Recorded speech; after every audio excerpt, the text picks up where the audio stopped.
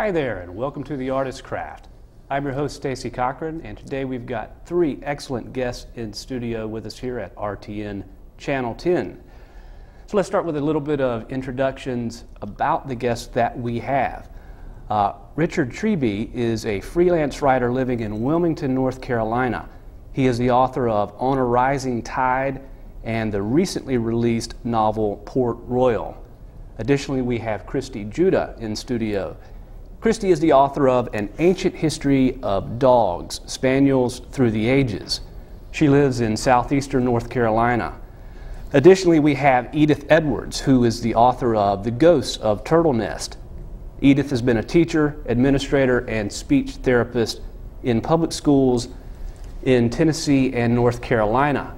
And for everybody watching us at home today, we're going to be talking a little bit about self-publishing versus traditional publishing. So the authors that we have in studio are all self-published authors. And if you're watching this and are a writer yourself and are considering what options you want to take as a writer, how to publish, this is ideal for you. But first, before we get into talking too much about that, let's start with Richard and tell us a little bit about your novel, On a Rising Tide. Okay, thank you very much. On a Rising Tide is historical fiction, and it's about Wilmington and blockade running during the Civil War.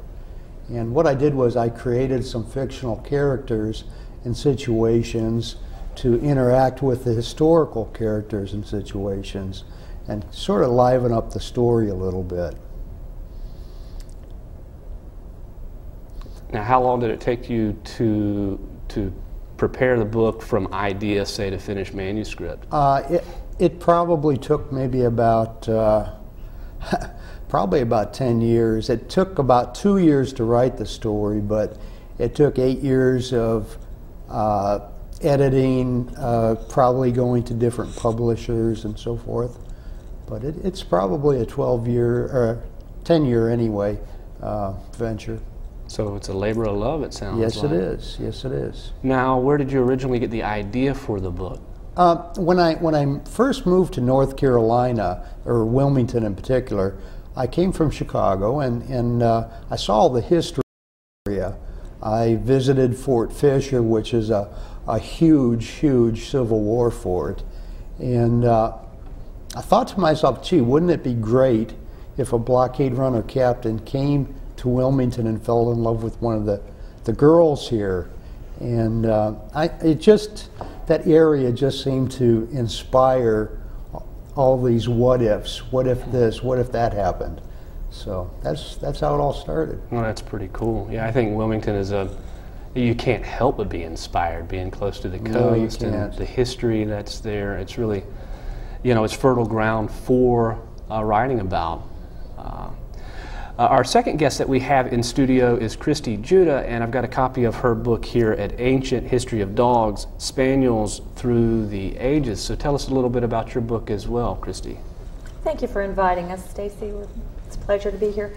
An Ancient History of Dogs develops the historical roots of the dog, the domesticated dog, beginning with the ancient archaeological DNA studies that have been done in the past 5 to 6 years.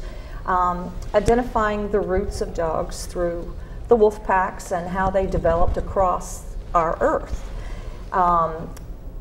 It looks at the different breeds and the different groups of dogs in relationship to how they've developed throughout various parts of our globe.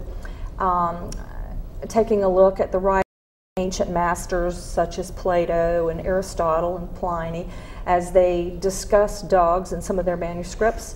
It looks at the history of the hunt as dogs developed and as they were used throughout ancient times in Greece and throughout the other parts of the world, and develops that into the eventual display of the Spaniel itself and to the present day English Springer Spaniels. So it takes a look at over 100 different breeds of dogs, but eventually traces them to the current English Springer Spaniel, the pedigrees of the early 1900s and the late 1800s, to include lots of artwork of spaniels through the ages, and pedigrees of those early spaniels, so that current dog owners can basically see where our domesticated pet has come from.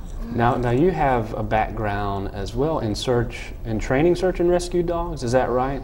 That is correct. Tell us a little bit about that. That is correct. As a matter of fact, this book was an offshoot of another book that I had begun on how to train search and rescue dogs, laying a foundation for their training.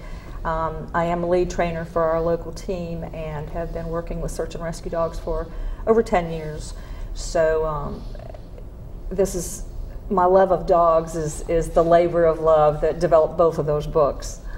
Great. Now, are there beyond Wilmington? Tell us a little bit about the search and rescue training organizations that somebody, say, watching this in Boise, Idaho, or in Greensboro, North Carolina, might have to connect with in their community. There are. There is a vast network of search and rescue teams throughout the United States and, in fact, throughout the world.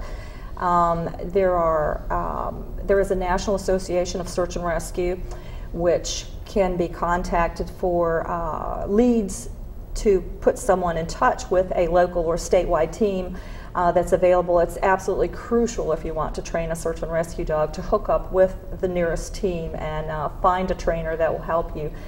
In North Carolina, that would be the North Carolina Search and Rescue Advisory Council.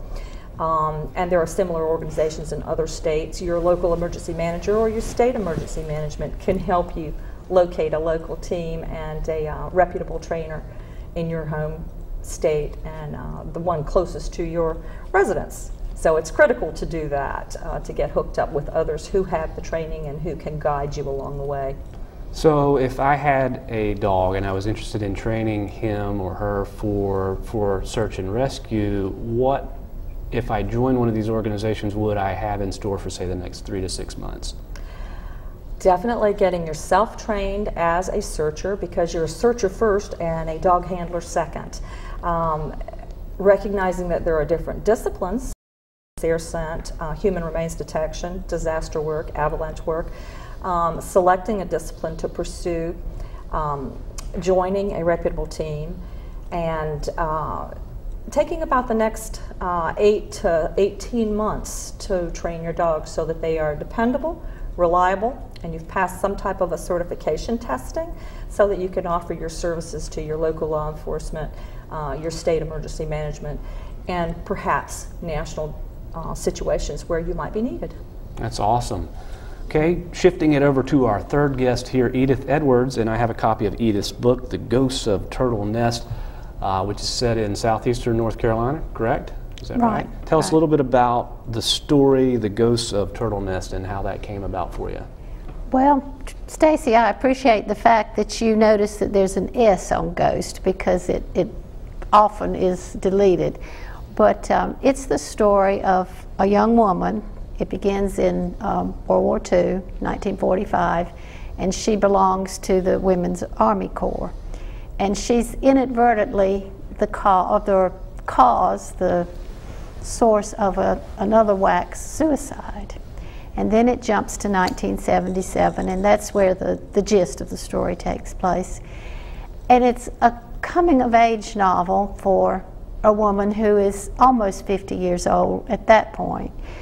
And she deals with many ghosts through her life. Also, it's a story of my love for Eastern North Carolina, because when my family moved to Tennessee, I was so homesick. And then we have moved back at this point, and I find that I'm writing about Tennessee. After living in Tennessee for 25 years, you don't just block that out of your life. So there are ghosts. There's a mental illness ghost and a real ghost, and so that's why the story, the word ghost has an S